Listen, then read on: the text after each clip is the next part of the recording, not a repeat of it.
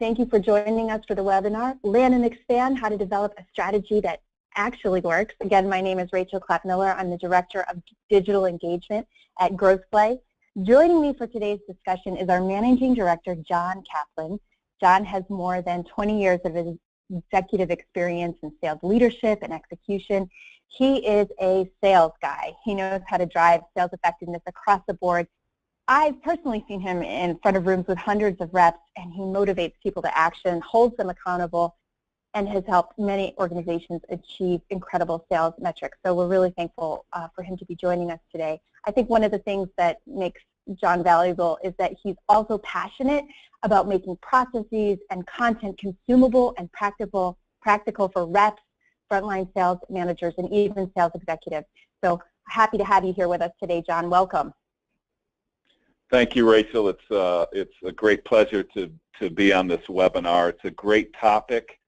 So many of our customers are dealing with this topic, and so I'd just like to begin with, saying, good morning, good afternoon, good evening, depending upon where you are in the world, and thanks for joining us. And we're going to try to make this as impactful and beneficial for you as possible. Let's start off with a quick poll. This poll, we'd like to utilize this to see where you are with your land and expand strategy. So the first one is we focus on getting high in an organization and making the enterprise sale. Or B, we are simply trying to get in the door with any solution. We don't have a land and expand strategy. So if you just take a quick second and interact with that poll, it'll give us a good feeling and understanding where you are and where you're coming from, so we can begin to tailor the rest of the webinar for you. I think, John, too, and why we started with this question is really whether you're focusing on getting high in an organization or you're trying to get in the door with any solution, there's some simple steps that you can do to really enable your reps to align with whatever strategy you're trying to focus on. Yeah, and depending upon where you are or what you're focusing on, those simple steps can be tweaked a little bit to just to ensure that you have an effective go-forward strategy, and we're really looking forward to sharing those with you. So it looks like we have our results. 63% of the group looks like we focus on getting high in an organization with our land and expand strategy, so that's the main topic of conversation, followed by 38%. We're simply trying to get in the door with any solution. And so a distant second is we don't have a land and expand strategy. So what I really like about that is that the folks that are on this webinar, everybody has some type of a land and expand strategy. So let's talk about some of the typical challenges. And if you're struggling with any one of these three challenges, or all of the three challenges, you're not alone. And they basically fall under three main kind of categories. So multiple selling functions, which means we have multiple customer-facing teams. And so the big issue there is collaboration and coordination between the teams. There's a lack of a framework, so there's no tool that drives message consistency for the customer. So there's a lack of message consistency throughout the engagement model. And then the third one is, you may have tools, but they might be too complex, for the land and expand strategy, so they're not fully utilized. And what we find is that people land in one of those three areas, if not in multiple areas. So let's also take a look at some quick research from Gartner. And this was really, really, I think, really eye-opening for me. It says that nearly half of technology buyers say that less than 25% of vendors consistently work with them to maximize value. However, providers can expect more than 2/3 of their customers to be highly likely to buy more from them when value is clear. So what this really summarizes for us is there's a whole ton of missed opportunity on the table for all of us. And what we're going to focus on is a consistent sales message across the customer lifecycle, and that being critical to maximize the value for landing and then ensuring a higher probability of expand. So when we talk about land and expand, what do we mean? And so here's a definition, and I'm going to read it for you quickly.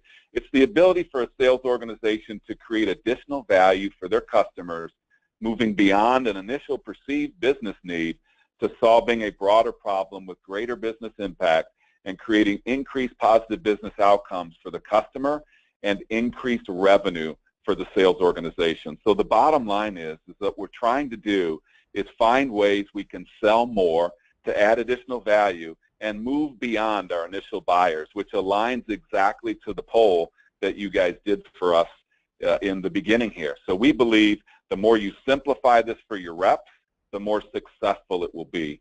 So in this webinar, we're going to try to give you some simple concepts that enable your reps to better drive a land and expand strategy. So let's start off with a couple simple questions that you have got to ask yourself before we go any farther. So the two simple questions are, how are you enabling your reps to land and expand?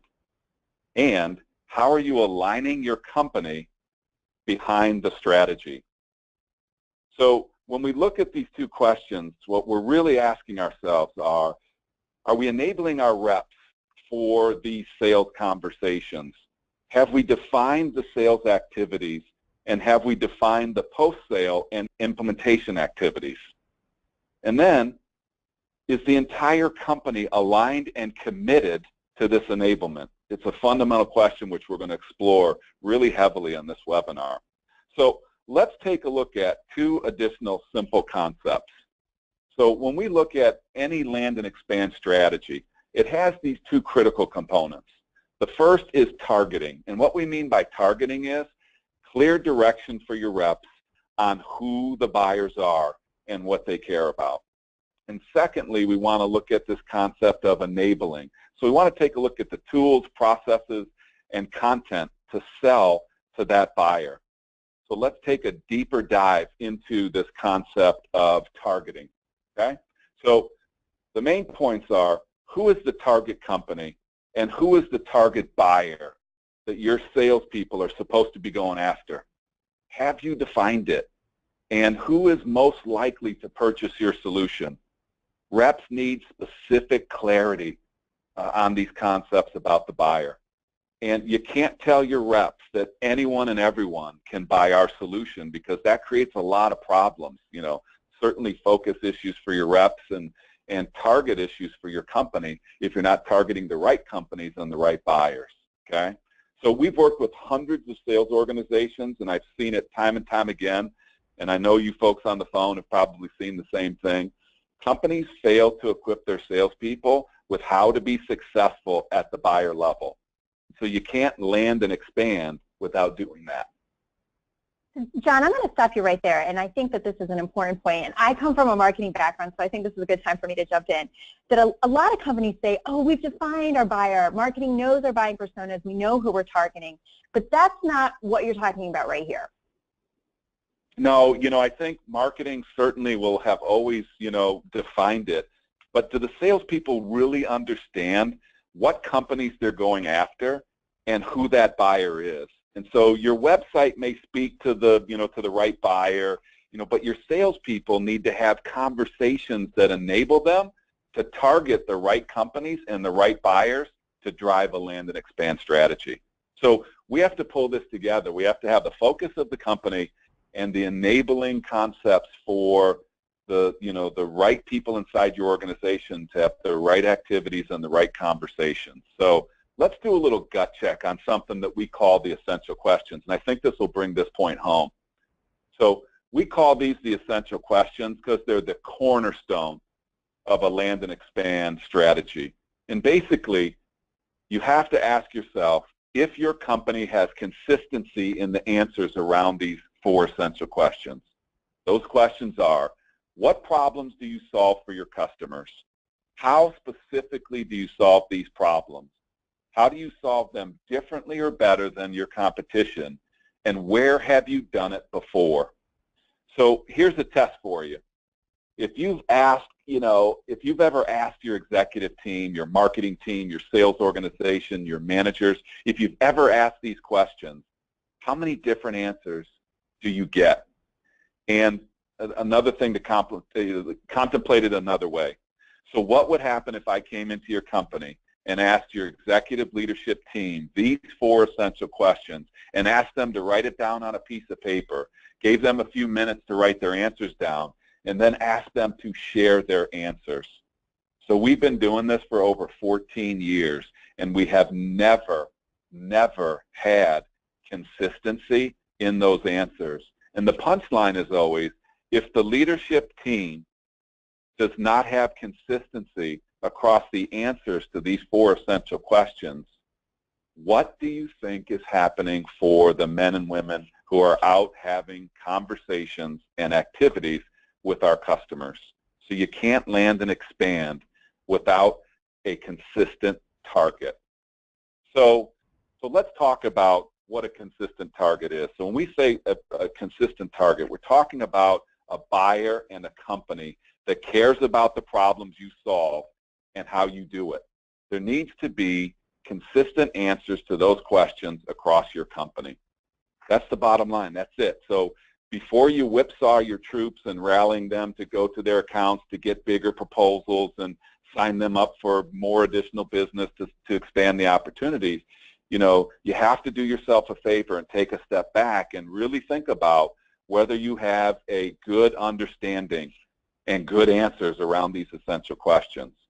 And that's a company-wide initiative. It doesn't rely just on your shoulders. And I'm going to come back to this point because you can't shoulder this burden yourselves. I'm assuming most of the men and women on this webinar are leaders of sales organizations. And it's a lot broader subject than just a sales initiative. You need alignment from the whole company, not just marketing, not just product, not just sales, not just engineering, but everyone that participates along the customer engagement process. Okay, so let's talk about how to make it easier for your sellers in doing this. And so one of the ways we make it easier for our sellers in doing this is that we help them understand a few critical things. So first, we want to help them understand the problems that our buyers are experiencing that would make them consider your solution. So it's kind of this concept of what's their current state of their problem, what's the current state of their pain. And then we want to help them understand what the customer will require for success from the customer's point of view. And so these become what we call, the requirements of a solution or the required capabilities that would help them solve these problems that they're experiencing. And then, what do they want to achieve? And we're going to introduce a concept called positive business outcomes, which becomes the great equalizer in conversations. Positive business outcomes will be used to help customers identify and articulate outcomes that they're trying to achieve. So, without this clarity, really, really bad things happen. So without this consistency, for the answers for these essential questions from your company, salespeople will begin to make it up. And so what that will create is, it creates solutions that are one-offs, and it creates solutions that can't scale. And worse, the company might not be able to support them. And so that obviously will have an immediate and detrimental impact to the buyers, because your buyers will lack, the clarity, and then ultimately you won't be able to deliver against a promise, and then your customers would become very dissatisfied, which will totally sabotage your landing strategy and certainly your expanding strategy. So again, my challenge to you after this webinar is to test the essential questions with your own colleagues. Test it. Then use that proof to get some resources for your sales team to better enable that land and expand strategy. So John, as we think about those essential questions, and I'm going to point to that first one of what problems do you solve, and this is a question that we had come in. When we think about the problems that you solve as an organization, and when you align with that pain, aligning to that biggest business pain of one business unit may not align with the other. So what kind of tips do you have to bridge that gap? It's a really, really good question. So that comes up a lot because a lot of the land and expand strategies happen kind of divisionally sometimes, or in different business units inside of a larger organization. What we want to point out later in this webinar is this concept of a positive business outcome. And depending upon what the pain is that a customer is experiencing, typically those pains are all associated with trying to achieve common positive business outcomes for companies. And so we're going to introduce this concept where we're going to talk about, attaching yourself to the biggest business issue facing a company.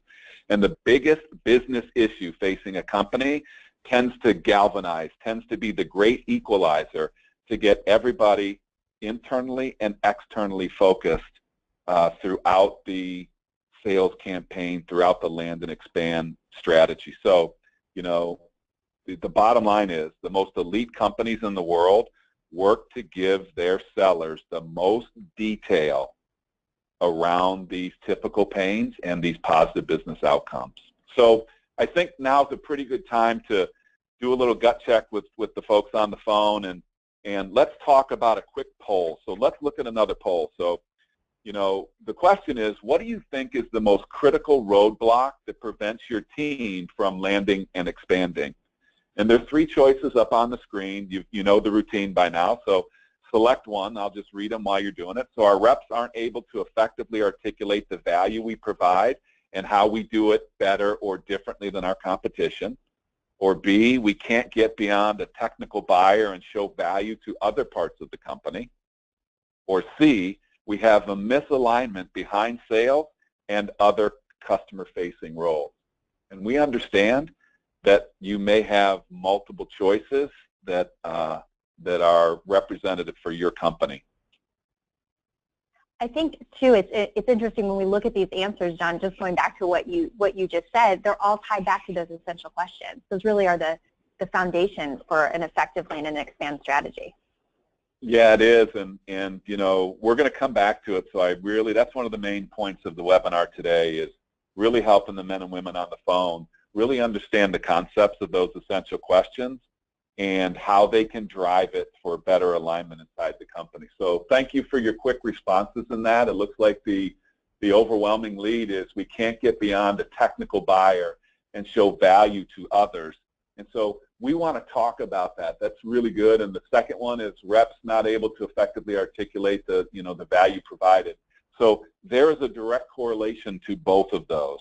And so let's focus our conversation even deeper around meaningful responses and answers to your responses to us. So thank you very much for your participation in that. It'll help us make our comments going forward that much more appropriate for you. So we said that there are 2 critical concepts for land and expand, and that they're targeting and enabling. And we just focused on this targeting concept. So it's clear direction for our reps on whom our buyers are. Targeting the right companies with the right buyers and what they care about the most. So now we're going to focus on this concept of enabling, and we're going to try to break it down into enabling sellers, but 2 types of sellers. Our sellers, so your sellers inside your company, and external sellers, sellers internal inside your customer's organization. And we're going to designate these folks and highlight these folks. We're going to call them champions. And so when we really think about, enabling land and expand, first, we've kind of broken it down into 2 areas. So first, we're going to talk about enabling the salespeople. So specifically, how can you equip them to articulate the value and differentiate our solution in a way that allows them to broaden and drive value? And through that, we want to talk about, going back to your poll, how do we attach that to a bigger business issue, which allows us to expand the conversation past the technical requirements and into more of the positive business outcomes for the organization. So I'll come back and hit on that very specifically based upon your poll results. And then secondly, enabling your champions. So how are we equipping our champions within accounts to sell internally for us, broadening our impact for the customer and driving the expand? So let's introduce the concept of a simple value framework.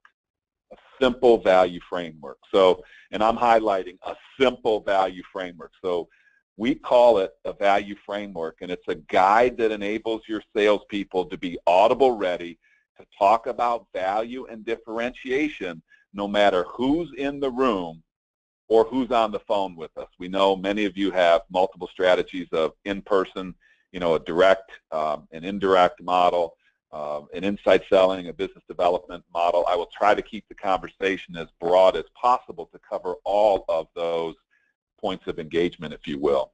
So the base of the value framework is what we call the rule of three. And to make it really, really simple, I want you to kind of think about a golf swing. So in the golf swing, there's a takeaway, and then there's a downswing, kind of a delivery. And so what we teach sellers, and what you need to teach your sellers, is we should be looking to take away 3 things from a customer in every conversation that we have. We should also be looking to then deliver 3 things back to a customer. So there's this concept of a takeaway, and there's this concept of a delivery. Let's focus on the concept of the takeaway first. So as sales leaders, we need to enable our salespeople with the ability to learn critical components from the customer beyond just the pain. And you guys brought this up in the poll. So how do we get beyond just the technical pain? We do that by helping them understand and uncover the positive business outcomes that a company is trying to achieve. And then we link it back into those technical requirements, or what's required to achieve those positive business outcomes, and we're going to call those required capabilities going forward. So from your poll, you talked about technical requirements, and I said that they were related to positive business outcomes. I'm going to show you how here in just a moment. And we have to understand how success will be measured. And so these 3 takeaways are all from the customer's point of view. They are all from using customer language. There's a great survey out there that says the #1 problem that buyers have with sellers, and they've been doing the survey, they've been doing it for 50 years, and the answers have been coming back the same. The first problem that they have with us as salespeople is we don't understand their business. And the second problem they have with us is we don't listen. And so we have to create a framework for them which will allow to hit those. We call that the seller deficit disorder. So every time your people get on the phone, or every time they sit down in front of a customer, there's the seller deficit disorder, which means they have to overcome it. The buyer believes that we don't understand their business, and they believe that we don't listen very well. And so I want you to pay close attention to that, as the simplicity of this framework should really try to attack that. So that's the backswing. Positive business outcomes, require capabilities for success, and how they're going to measure success. Now, and that's all about the customer. So when you're thinking about that golf swing, now let's talk about the downswing.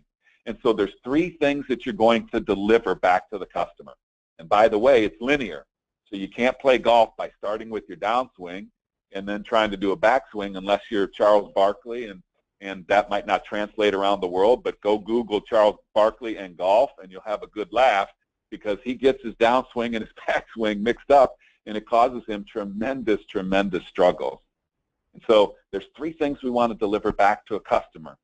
And these are all about you. So the backswing was all about your customer, and now you're pivoting because you've earned the right to make it all about you.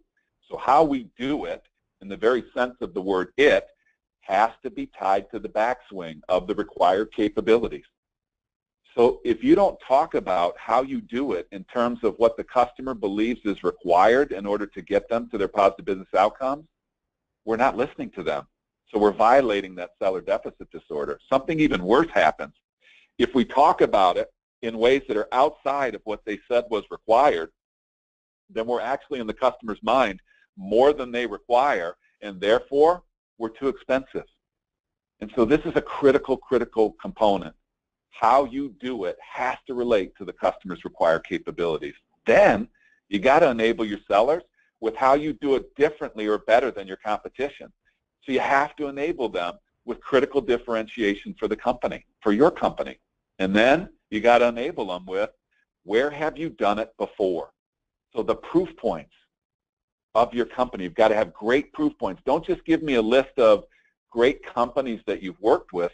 Tell me the story of what they've been able to accomplish. Put together the positive business outcomes and what was required and how they measured success. Tell me how you did it, how you did it differently or better, and where you've done it before. So the most elite companies in the world do not leave these conversations to chance. So you and your company should provide this framework to your sellers. with proper discovery to get this up on the table. And I'm going to move into that in just a second. So what does this really mean for our reps, and what do they have to be good at? So let's summarize kind of that, the backswing, excuse me, the backswing and the takeaway, and talk about what they've got to be good at. So in the takeaway, it's all about discovery and trap setting questions. And so trap setting questions, just to be clear, they're nothing more than a discovery question with the intent to trap your competition around your differentiation. So think about what I've been talking about. Your sellers need to be enabled around this. You can't just give your reps the answers to the buyer's pain from the buyer's point of view. Here's a list of all the pain points, and here's the answers from the customer's point of view. You got to teach them how to get the answer from the customer.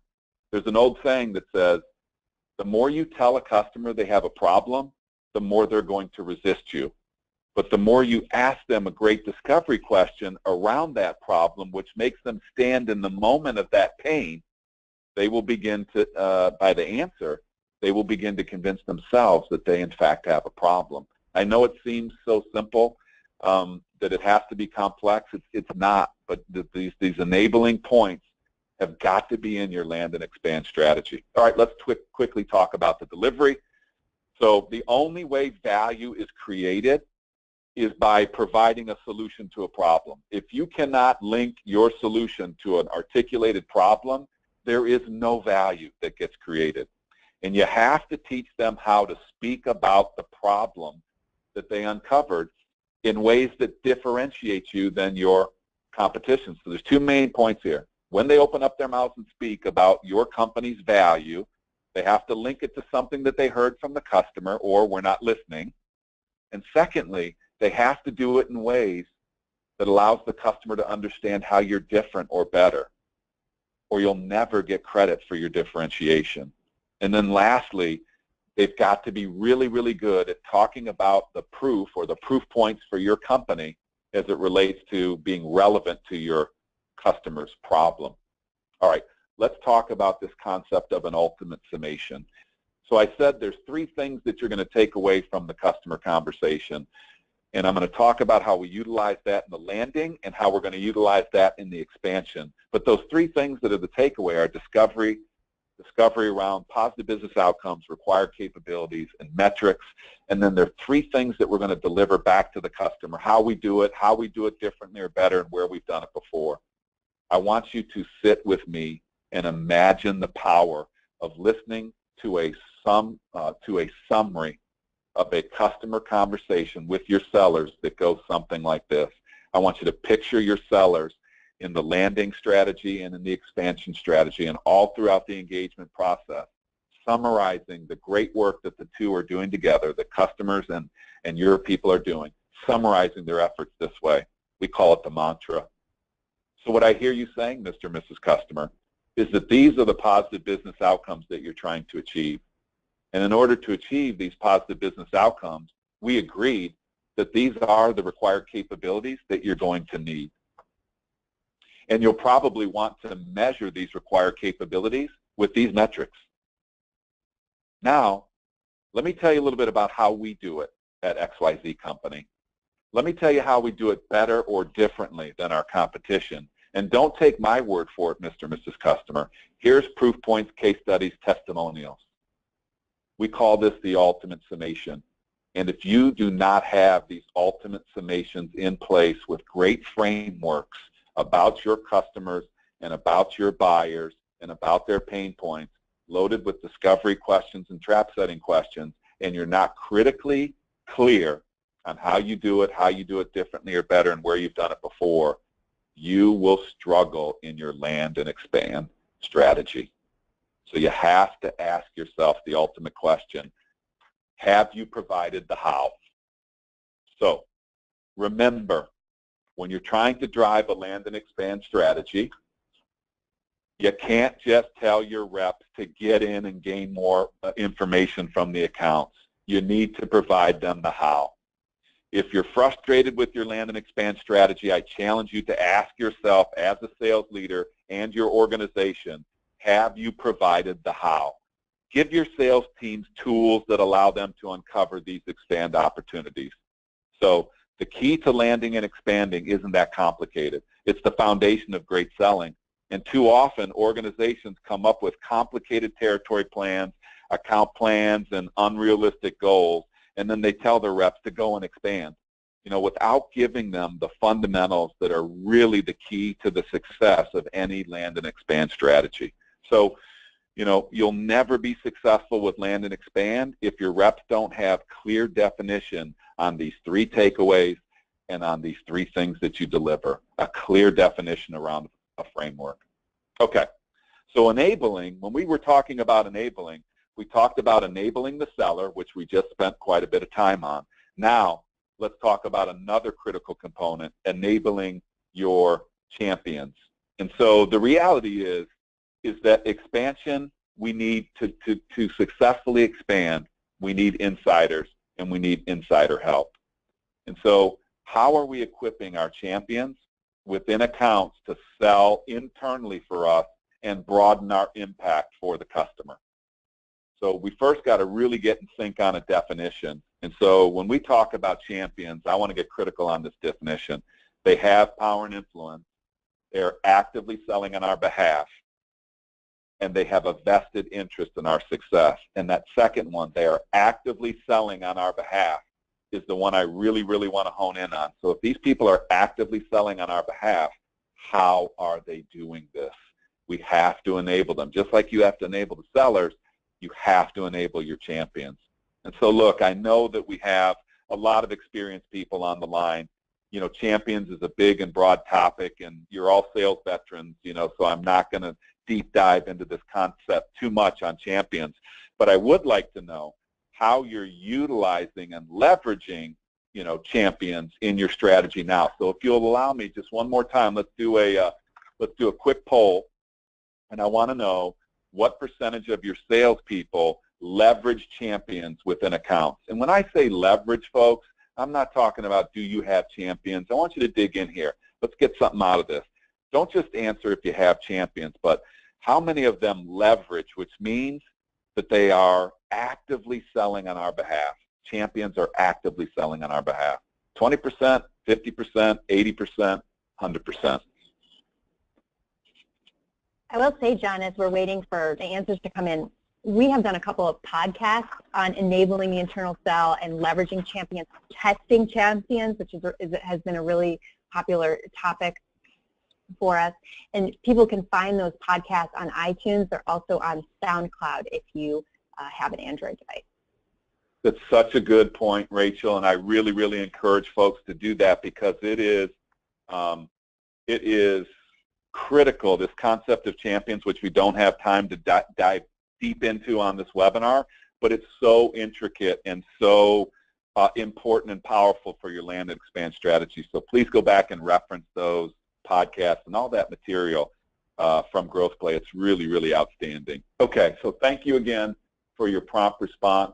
So it looks like about half of the time we're really leveraging champions. And so you can imagine if it's half the time, the other half of the time we're not leveraging champions, which means without champions, there is no land and expand strategy. Excuse me. There might be a land and expand strategy going on, but there's no way that it's going to be effective. So let's talk about how we enable the internal sale with our champions. And so you have to provide, we talked about enabling the sale from our seller's point of view. You have to provide your reps with the ability to connect their champions with a bigger cause, and you had to give them the tools that enable champions to sell the story. So the good news is it's the same framework we're going to use. So when we move to this topic of enabling champions, many of our customers come back and tell us, when they go through their presentation and they go through their ultimate summation and they're basically saying, these are the positive business outcomes you said that you were trying to achieve, and here's what you said was required in order for you to get there, and here's how you said you were going to measure success. Here's how we do it, the required capabilities. Here's how we do them differently or better, and here's where we've done them before. The beauty in this methodology, the beauty in this framework is It's the exact same framework. So many of our customers have come back to us and said, that framework has been so powerful for us that our customers, i.e. our champions, come back to us and they say, could you give us the slides or could you give us the presentation that you so eloquently recap the conversations we've been having into our point of view and how it pivots to your point of view and how that value is created. So great champions will actually ask for you to give them the actual material or the concept behind that framework or that ultimate summation. Here's another great point for the people on the phone. Many of you are in leadership positions. I would utilize the same concept to test the power and influence and really the concept of whether or not you have the proper champion. So I would take the ultimate summation and I would ask a customer, a champion, this question: why us? Mr. and Mrs. Customer, why are you talking about utilizing us? And you're going to find that they are either going to be lockstep with that framework or they're going to be disconnected with that framework. And it's a great way to pull everybody back together, to give the champions, the internal sellers, the ammunition and the material that they need to move forward with your either landing or expanding conversation. And you can use it with your sellers to build the value proposition. Look, you can't do an ultimate summation without having the information. So what we're doing is all of us are working together to build out the content of the framework, the simple framework, in order for us to move forward. So let's talk about the power of the framework from 2 points of view, from the sales rep point of view and from the champion's point of view. So from the sales rep's point of view, we can easily articulate value and differentiation. We can align their solutions to buyer needs. We can build their differentiation into customer requirements. And we have a tool for multiple stakeholders. And it will help us bridge the gap from landing to expanding. And then, you know, because the rep has clarity around this and these concepts, the champion can then use and easily articulate the business value. They can clearly understand your differentiation. They have defined success metrics, and they have the needed information that they need to go help them with the internal sell. So far, I've been, you know, describing an interaction between a seller and a buyer, but many, if not most of you, have multiple selling functions and roles involved with the buyer or buyers in your land and expand strategy. So let's take a quick look at a typical customer engagement life cycle, and then we'll do a quick summary for you and open up for questions. But this is a really, really critical point.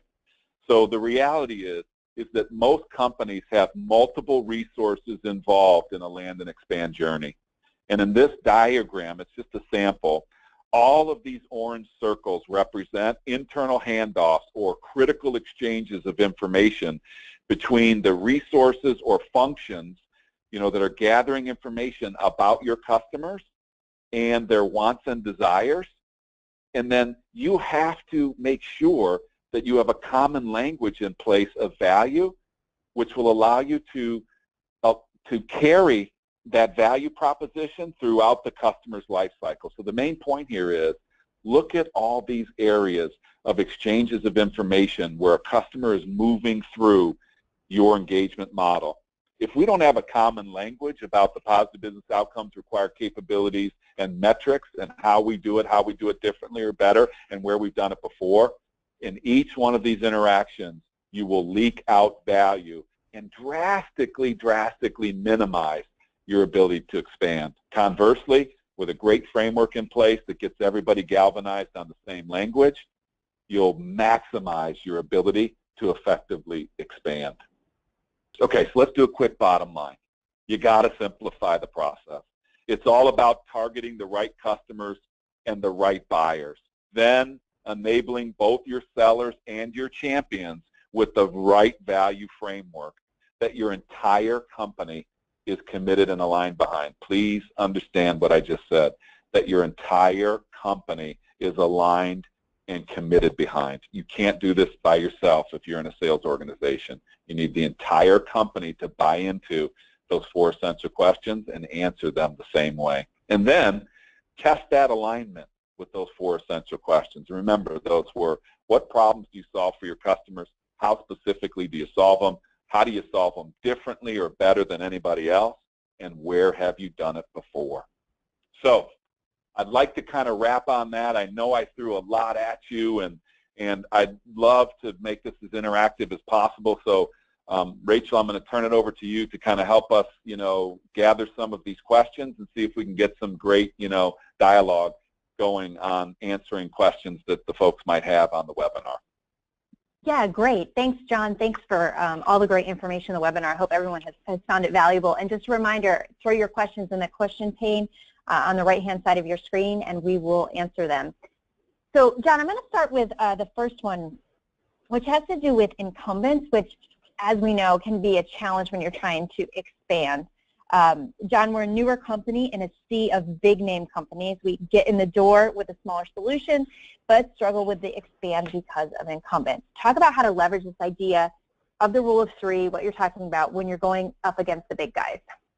Yeah, it's a really, really good question, and I think it's common. You're either, one of the top 3 or you're not, and it doesn't mean that you're not going to strive to be one of the top 3, but you still need to get business in the land and expand strategy. So it's here that the dedication and the focus and the accountability around the framework is really, really critical, and specifically in the areas of differentiation. So the good news about the incumbents is typically they're, bigger and they're well established, and I like to call them, it's the big and the slow a little bit, and they get, in today's world, they can get eaten by the, by the quick and the efficient. Sorry. And so the part about the framework that's incredibly important for that is differentiation. You have to be crystal clear around what makes you different from these folks. And by arming your people with great differentiation, it's not just, we're blue and they're green. It's got to be differentiation that's of value to the customer. But when you articulate that differentiation that's of value to the customer, it adds value to the customer and it sets you apart from your incumbents. You begin your land and expand strategy around positioning that differentiation with the right people, with the right pain points that differentiation most closely associates with. It's a great, great question. Awesome. And I think, on that point, getting back to those essential questions that we were talking about earlier, what problems do you solve and how do you do it differently than the competition? You talked about how we need to make sure that we are aligned as an entire organization behind those essential questions. So that tees up this next question of how do I make the case for building that alignment outside the sales organization? What have you seen work the best in your experience? That's really good. I think that for many of us that have been in sales leadership roles before, sometimes we feel like we're on an island. And I don't think it's intentional by a company, but, what we've seen the most elite companies do is they align behind the efforts of a sales organization. The most elite companies are the ones who do that. And what I tried to do today is just really outline that test behind the 4 essential questions. If you're feeling, Rachel's question, if you're feeling it in your heart, what I would do is take that test, and I would take those 4 essential questions. I would get your executive team together. I would ask them to answer those 4 essential questions and to write it down on a piece of paper and then discuss what everybody came up with. And immediately you will see a need for alignment. So think about it. We're building products and services in engineering, let's say, and then taking those to product marketing. If we're not in complete sync around the answers to the 4 essential questions, the problems we solve, how specifically we solve them, how we solve them differently or better than anybody else, and where we've done it before, there's no way a sales organization will be able to consume it. No way. So we tell you start there. When you're looking for alignment, the best way to do it is through that aha moment of a test. And so test your organization around the 4 essential questions.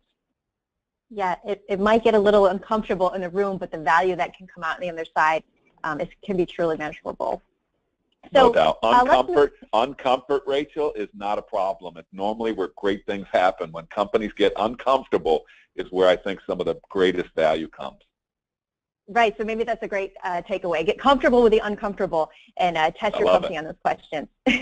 Okay, next question. On pilot initiatives, which a lot of companies might use to just get in the door. We talked about that at the beginning of the webinar. So what's your feeling on selling the pilot initiative? How do you sell them in a way that enables the expand? Love this question because many of us in a land and expand strategy, many of it is just kind of getting in the door, not just to get in the door, but with the intent to grow. And so sometimes people do it with pilots, they do it with proof of concepts, they do it with whatever the language that you use. It's a very effective strategy, but it has to be purposeful. So think about it. Why would we pilot anything if we didn't know that we were piloting it against a customer's positive business outcomes, and then the required capabilities, which in turn become kind of like the decision criteria, the technical capabilities or whatever it is, the decision criteria of the pilot? Why would we not have that listed out? And why would we not be honest with ourselves around, is that favorable for us or not? So why would we do a pilot if those two things weren't in place? And the last thing is, what metrics, how is the customer going to measure success? So I love pilots, but I hate them without positive business outcomes that we attach them to, without required capabilities that allow us to really understand if they successfully do these required capabilities, it's more favorable for us and for them because it really highlights our differentiation. And they're going to measure success, meaning they do a pilot with us and they do a pilot with somebody else, everybody has to run a 100-yard dash. Or, you know, if it's a marathon, everybody has to run 26 miles. You can't pilot something on 14 miles and one on 26 miles. And so just being really, really specific around the positive business outcomes, the required capabilities and metrics. And lastly, I never, ever do a pilot without a champion. Ah, nice. Well, that tees up the next question, John. And you're going to like this one, that your point about enabling champions. How can I enable my frontline managers to ensure that my reps are doing all they can do with the champions they've identified? So that was a good segue. I like that. That's a great question. I know, it's like we planned it. I know. It's a great, I think it's a great segue. And so you have to really, really be focused on, you know, the quality of these champions. And so you have to ask yourself, what does power and influence look like? And that's what you just kind of asked here. And so I look at this as like the answers that people give me. So I can tell power and influence when I'm asking about positive business outcomes and required capabilities and how people are going to measure success. And when I'm dealing with people that can give me well thought out answers, it is a hint to me. It's evidence, or Jeff Foxworthy would say, there's your sign. It's that these people probably have power and influence if they can give me the answers to these questions. And so big thing is I look for, are they connected to a higher level business issue? When I ask them questions about the biggest business issue facing the customer, do they continually focus me down into the technical requirements, which are critical, but they don't have the ability to link even themselves emotionally to the higher business issues. And there's an old concept that somebody taught me one time, which was like follow the money. And I love this concept. And really think about it when you're looking for power and influence. When you follow the money, you will, inside of a company, money will lead you to the biggest business issues facing a company. That's where they're spending their money. Who they're allowing to spend that money is in the budgeting process. The people with the biggest budgets tend to be people with power and influence. And so that is a great way to find power and influence, is follow the money attached to big business issues. And the last thing that I would say to you on this subject is really hold yourselves accountable to the evidence in the definition. So they've got to have power and influence, which you just asked me about, but they have to be actively selling on my behalf, and they have to have a vested interest in our success. How are they selling on our behalf? Test it with your champions with the framework by asking them a simple question. Why us? Why would you buy us? And if they stumble and fumble, help put them back together with the answers and insights from a great, great framework. Okay, great. I think, John, we just have time for one more question. and I think this is sort of tied into the champion topic as well, have a lot of reps that rely too much on an org chart, and that doesn't always reflect the buy decision structure, as you know. So when it comes to land and expand, how do we enable the reps to uncover the power and influence needed to get those decisions made? Yeah, I love that question. It's kind of related to what I just said, and the evidence is in the definition. It's like, how do we really ensure that they're calling on the right people with the power and influence? I would just really make it simple and stick to the evidence. I call it the evidence in the definition. They have power and influence, yes or no. We just talked about that. They're actively selling on our behalf, yes or no, and how are they doing? I'm looking for specific evidence when I'm a sales leader. And the last thing is they have a vested interest in our success, not because they like us, but because there's something in it for them. And psychologically, the more we can attach ourselves to what's in it for them, for that individual, we typically find ourselves in a really great position with these champions. So stick to the evidence, stick to those 3 things of the evidence, and you can never go wrong. Great. I think we'll go ahead and wrap it there. I think a good point that you made in answering those questions, John, is it really does come back to those fundamentals. If you have additional questions you would like us to discuss offline, go ahead and let us know, and we will follow up with you directly. Thank you, everybody, for joining us. On behalf of John and Growth Play, look for this recording on your emails. Stay connected with us. You can follow us on Twitter and LinkedIn, and we look forward to staying connected. Thank you.